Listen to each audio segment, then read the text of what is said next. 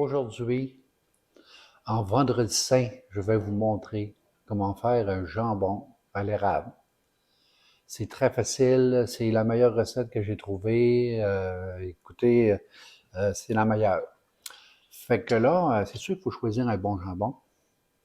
Dans une brûlerie, ou bien votre boucher ou IGA, ils doivent en avoir. Je n'ai pas été voir chez IGA ou dans les supermarchés. Fait que ça prend un bon jambon fumé avec un os. Là, j'ai pris un jambon de 3 kilos, qui est bon entre 12 et 15 personnes. C'est bien sûr qu'à part qu'on reçoit souvent. Alors, j'ai mis dans un chaudron moyen.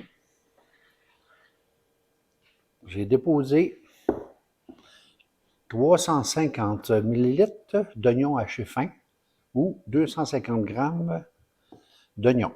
Après, j'ai mis 5 g d'ail haché. J'ai mis 15 ml de vinaigre de cidre de pomme. J'ai mis 45 ml de base de poulet crème et ou 50 grammes. Si vous n'avez pas de base de poulet crème, vous pouvez mettre de la base de poulet en poudre. Ça, c'est 25 ml au lieu de 45 ml. Après, vous mettez 190 grammes de sirop d'érable ou 150 ml de sirop d'érable. J'ai mis 50 ml de moutarde de Dijon, 5 ml de poudre de moutarde et 3 ml de poivre. Je ne mets pas de sel, le jambon est déjà très salé. 1 ml de clou de girofle, 3 ml de cannelle et 200 ml d'eau. On amène ça à l'ébullition. Et puis, on va napper le poulet. Le four, je le rouvre à 325, pas convection, le four normal. Moi, j'aime bien prendre une sonde pour le monter à 155. Là, on sait que le jambon, il est parfait. Mais si vous n'avez pas ça, une sonde à viande, en 2h30 et 3 heures de cuisson, ça devrait être cuit. Et c'est important aussi de napper le jambon aux 30 minutes. Napper, c'est simplement prendre le bouillon et puis le mettre par-dessus. Et sans couvert. Quand on met la sonde, c'est important aussi de ne pas le mettre trop près de l'os, en plein centre du jambon. En plein centre. Et voilà, comme ça. Comme ça, on va le savoir que ça va être cuit facile. Là, ici,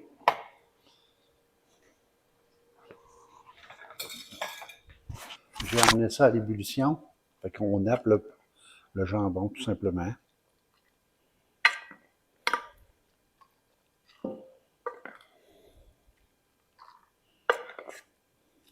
Et voilà.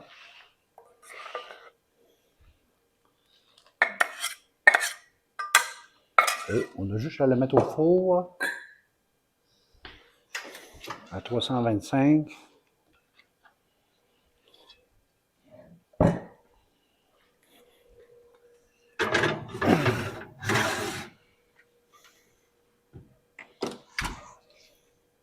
Aux 30 minutes qu'on va napper. Très important. Après 3 heures de cuisson, le jambon est prêt à 155 degrés Fahrenheit. On le laisse reposer 30 minutes à la température pièce et on le met au frigo parce qu'il est préférable de le couper froid. Et après, nous allons faire la sauce qui va avec le jambon. Après 2 heures dans le frigo, le jambon est prêt à se faire trancher. Là, j'ai récupéré le bouillon avec les oignons, tout au complet. Je le mets dans un blender à smoothie et je le passe et c'est ça qui va faire la petite sauce.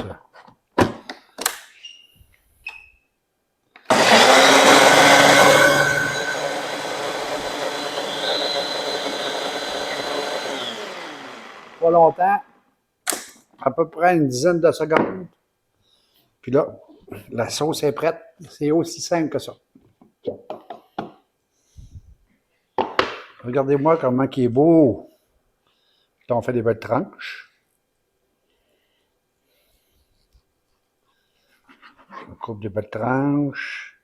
On le fait d'avance, le jambon, pour la veille. Parce que le matin, là, si les gens viennent de bruncher à 11 heures, il risque d'être un peu difficile, au moins de le faire que toute la nuit, ce serait pas bon, hein? Fait qu'on le fait la veille, après, juste à le servir, on le tranche, on met la sauce. Par-dessus le jambon. On nappe ça de la sauce, juste à le réchauffer. Fait que si vous avez aimé cette recette, vous avez juste à vous abonner. Et joyeuse Pâques!